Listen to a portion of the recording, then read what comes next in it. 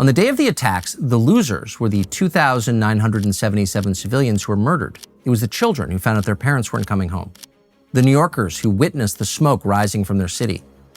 It was the firemen and cops who rushed into the towers to save those trapped inside and died. In the aftermath of the attack, the losers were the nearly 7,000 U.S. service members who were killed in Iraq and Afghanistan, and the 52,000 who were wounded in action there. The losers are the American people, the rest of us, who lived in a country permanently transformed, stripped of its fundamental constitutional rights. We're $7 trillion poor with nothing to show for it. Abroad, the losers were even more numerous. Nearly 5 million people were killed in the post-9/11 wars, most of them civilian. Entire countries were destroyed. The world was destabilized. And then there were the winners. In the immediate aftermath of the attacks, President George W. Bush enjoyed the highest approval ratings in the history of modern politics. He leveraged that popularity to launch a decade of regime change wars. In 2002, he defied the odds in the midterm elections and expanded his party's majority in the Congress. In 2004, he became the first Republican presidential candidate in decades to win re-election with a majority of the popular vote. When Bush arrived in office in 2000, he was worth about $20 million. Today, some estimates say he's worth more than $50 million. Bush lives in Texas today. He spends most of his time painting and riding his bike.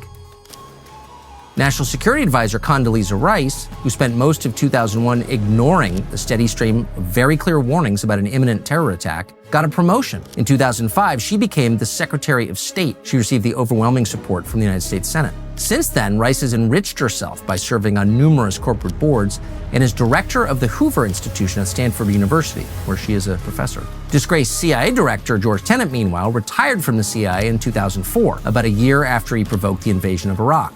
He got a sinecure as a professor at Georgetown University, not surprisingly. He authored multiple books, and, as so many in the CIA do, he joined the board of directors of multiple defense contractors. Tenet also spent more than a decade at an investment bank.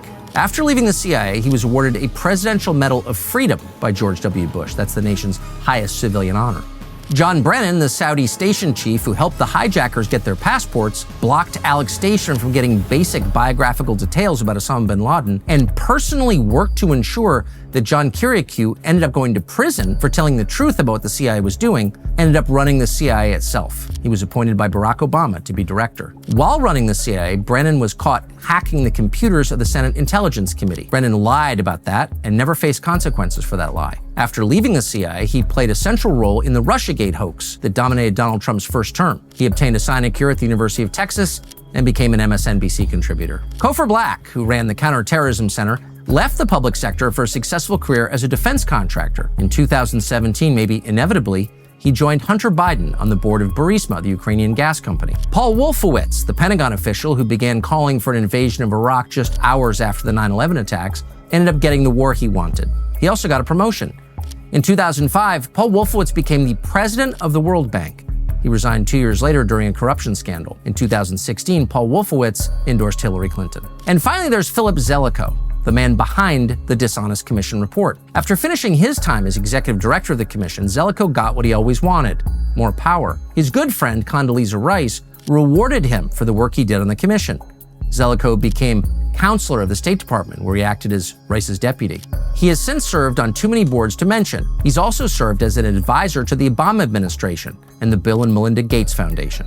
Zelikow is a professor at the University of Virginia, where he served as dean of the graduate school. His work on the commission masterfully avoided any form of accountability or blame for the attacks. It was, from beginning to end, a lie. In the end, Zelikow blamed the government's failures on a failure of imagination.